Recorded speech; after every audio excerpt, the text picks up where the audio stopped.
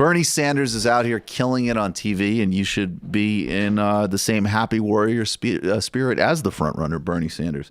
Here he is talking with Chris Hayes about why he will always have more union support than the mayor of the third or fourth largest town. Ex-mayor of the third, fourth largest town in Indiana who can't win statewide. Nevada, putting out a flyer that seemed to sort of attack your Medicare for All position, talking about how union members have fought very hard for their health care and it shouldn't be taken away from them. And then Pete Buttigieg kind of piggybacking on that attack, saying this is why labor unions are skeptical or even opposed to your Medicare for All position. What's your response to that? My response is that I have a lot more union support than Pete Buttigieg has, or I think ever will have, and that many, many unions throughout this country, including some in Unite Here, and the Culinary Union is part of Unite Here, absolutely understand that we've got to move to Medicare for All. And the reason is, if you talk to union negotiators, they will tell you they spend half of their time arguing against cutbacks for the health care that they have. They're losing wage increases because the cost of health care is soaring. When everybody in America has comprehensive health care, and when we join the rest of the industrialized world by guaranteeing health care to all people, unions can then negotiate for higher wages, better working conditions, better pensions. So I think the future for unions is through Medicare for All. I'm really glad they're hitting this point, because that's really the bottom line self-interest and just true point that needs to be made. When we were talking about single payer a year or two ago, the point was actually that in addition, of course, to the fact that it's a moral obscenity that not every single person has healthcare in this country, it was the fact that giving people single payer was going to be the tip of the spear for a fighting chance for this country's labor movement. So not only is Pete Buttigieg lying, and yes, go back to the stat, Bernie Sanders has 29 union endorsements, Biden has 9, Warren has 4. I think Buttigieg may have none, but certainly a minuscule amount, if any. Pete Buttigieg is not only not a person of the labor union movement, but by lying and spinning and fear-mongering about Medicare for All, he's helping set it back. As he is with so many other key policy areas. So I'm really glad to see them holding that message. Any candidate, propagating that message against universal health care is harming actively Medicare for All. And harming actively the American union movement. I looked into this a little bit. Do you guys want to talk about what's going on with that union? Well, let's get to that. Let's play one more clip, and then yes, you're talking about the cap thing. Yeah. Is that what? All right. Is that? I mean, okay. Yeah. Go ahead. Okay. So I was like, why would this union endorse or go against a policy that would help all workers, including their own? And I looked into it a little bit. It turns out, like we talked about yesterday, this did not come from the rank and file. This came from the union bosses. And the head of this union sits on the board of CAP, the Center for American Progress. This is some Neera Tanden shit. This is coordinated. Neera was doing a lot of work for this last night, actually. Right. Look she's on the reply to this tweet here. Daniel Marins, Brandon, can you go to this? Daniel Marins tweeted out, the idea that a powerful union embedded in the Democratic establishment was seriously considering endorsing Bernie, let alone that his supporters' meanness turned them away, is laughable. Neera Tanden, in the replies there, is the idea here you're a neutral reporter of events in this primary? She misspelled reporter. And then Brianna Joy Gray responded, have you said anything about Bloomberg's racial profiling And yet? Neera didn't respond. And Neera did not respond to that. You don't say. Also, these union bosses make money administering this healthcare program. So of course they wouldn't want Medicare for All, because that's going to take away a stream of revenue. There is some legitimate fear, perhaps, although I think it's very short-sighted, that if healthcare is not being held over people's heads, they will have less of a reason to join this union and pay dues, even though when we get Medicare for All, the benefits, the savings, there's a corollary in there that they have to accrue to the workers instead of the bosses in the form of wages or other benefits. So like I was saying yesterday, not all unions are terribly democratic. This did not come from the rank and file. And in fact, the rank and file workers have just released a statement from rank and file workers from Culinary 226 and Unite Here members are spreading an open statement in support of Bernie Sanders and Medicare for All as a result against union leadership. I sent that to you, Matt. I don't know if I you think we should find that. And I'll look, let me do the quick Sam sort of thing here that like, look, just because this could be something they sincerely believe, it's a good thing that a union person sits on cap, et cetera, et cetera, et cetera. But it's very important. The big takeaway is that, yes, this is a union that is hip to hip with the right-wing Democratic Party establishment. It's obviously coordinated, and it fits a couple of different lanes because it, again, the next stage here is we're going to do the 50 millionth iteration of whining about Bernie's social media support and lying about it. And let's just be very clear. If you're actually a normal terrestrial person who's not supporting Bernie Sanders because of Twitter conduct, you need to take a weeks-long look in the mirror. But beyond that, it's a distraction from the actual political dynamics and what actually moves things in Nevada, as an example. So you go back to 2016, was it we won't use the word rigged and were votes stolen or things like that? No, absolutely not. But does Harry Reid know how to do machine politics there? Were people's shifts at unions, at jobs twisted around? Were people's ability to go out and work that primary in a way that would benefit Sanders? Of course that was. That's politics. There's high-level favor trading. That's how it works there. And so let's read the statement if we can. I think Zad Jalani pulled it. This is the statement from rank and file workers. Unite Here and Bernie Sanders share a longstanding commitment to fighting for health care and workers' rights.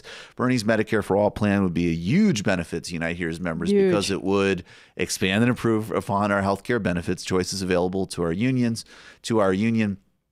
provide benefits to our extended family and adult children currently excluded from our plans, guarantee uninterrupted health care regardless of layoff, job loss, or disability, completely eliminate out-of-pocket costs such as copays and premiums, guarantee money saved by employers will go to workers and not our bosses, giving members a pay raise. I just want to say really quickly, it's absolutely important that we be precise and we understand when a talking point or spin might have some salience. And I absolutely could see how a top-line fear-mongering about single payer without extended information could be effective and needed to be responded to. That's the part where we need to say, hey, we need to be really thorough here and make the case and explain to people how things would work. That is totally separate from indulging transparently bad faith, dishonest, and fundamentally anti-Medicare for all spin that will never be appeased because it's about people's self-interests and not about policy. And we need to disaggregate that again and again and again. That's really, really important. And again, look, Elizabeth Warren, she jumped in on this. Yeah. She's continuing to do, look, it might be the case that, in terms of mass rhetoric, the snake emojis aren't helpful. But what is less helpful is the actions that the political candidate continues to do for the past month. This is a concerted effort to divide and frankly smear Bernie Sanders. Yes. So until she starts doing good work again, I'm not really sure what progressives Well, look, in terms of reality, if you wanted a serious look, I'm sorry. I know this triggers people. She shouldn't have run. There was one candidate, and just as in 2016, she was the one to coalesce around. 2020, Sanders the one to coalesce around if you care about that agenda. But within the I remember 2 months ago, I said, I don't know if she drops out, she will endorse Sanders. And people were still having conniptions about that. There's no evidence here at critical junctures in the campaign where we were promised she's going to come out, she's going to take her gloves off against Biden.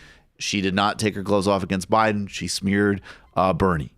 Okay, what's happening now? Well, Bernie, her supposed formation person, is the front runner. He's getting everything but the kitchen sink, and that's coming soon as well, thrown at him.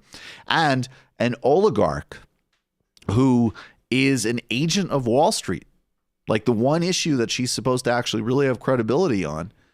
She's criticized him a little bit, but she's doing her work in Nevada, teaming up on a disingenuous, dishonest smear, not only against Bernie, but now against Medicare for All. And if you go to the tweet, which we should pull here, Warren's tweet about the culinary thing, because this is really important here. Where she's like, how dare you?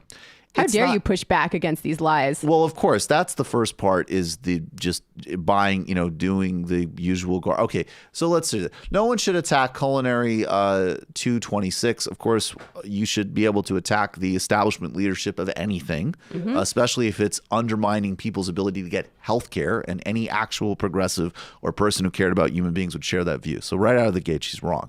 But let's get into this. Its members are fighting hard for themselves and their families. Okay, fine. Like every American, they want to see American get high quality and affordable health care. Affordable. And I'm committed to working with them to achieve that goal.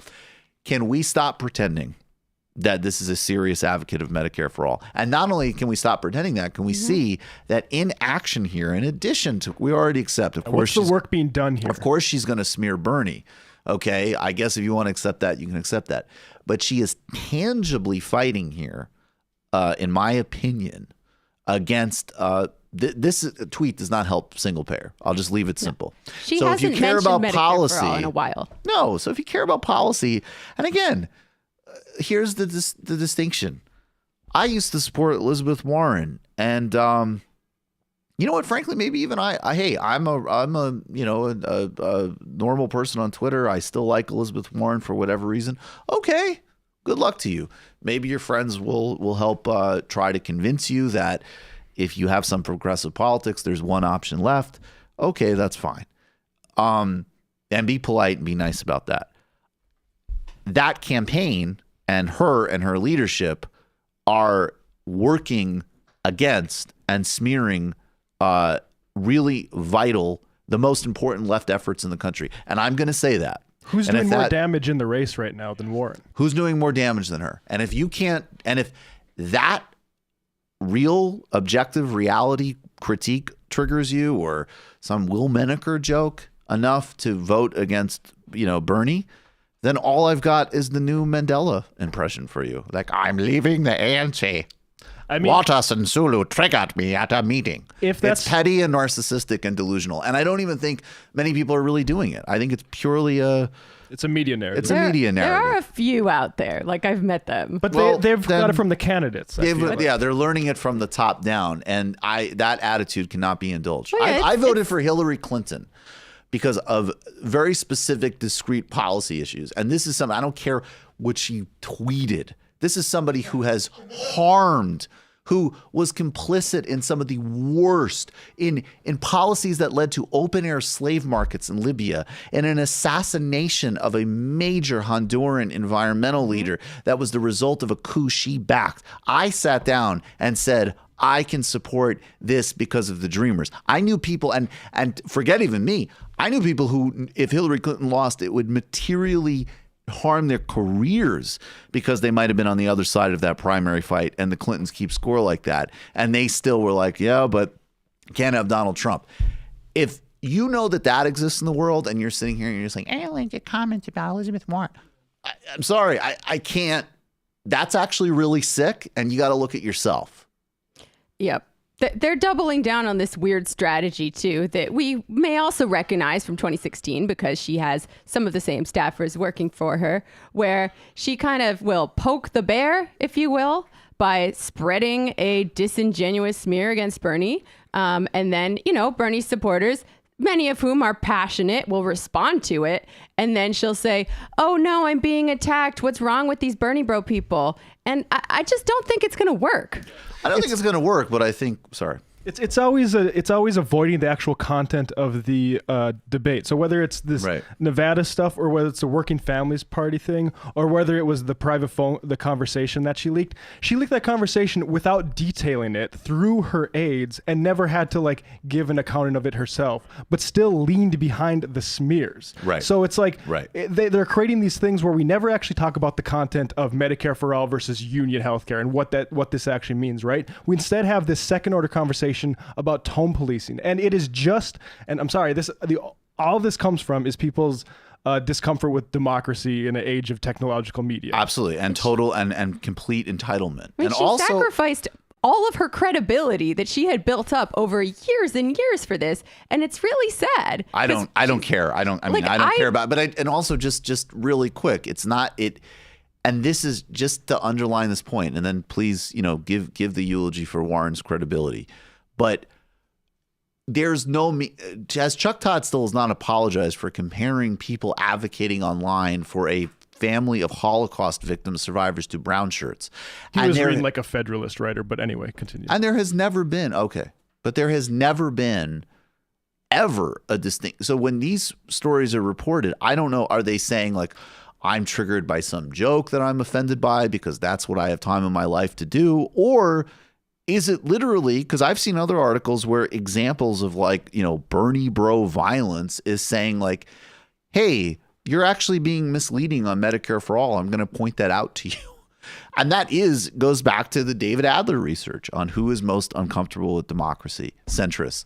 Yeah. Jamie, you're sad about Warren. Go ahead. I mean, okay, I kind of feel like a dumbass because I'm not usually taken in by politicians, but I liked her. She seemed sincere. She seemed like someone who'd been fighting for progressive values for a very long time, ever since she had her come to Jesus moment. A couple decades, maybe. You shouldn't be a Republican. She'd worked with Bernie on a lot of stuff. She seemed like a good lady. And can I just add before you say, like, I first heard of Warren in the context of some people who I knew who were taking finance internships, and they heard from higher ups people, like, we would talk about Bernie in that context, and like, who's even farther to the left of Bernie? This was like 10 years ago.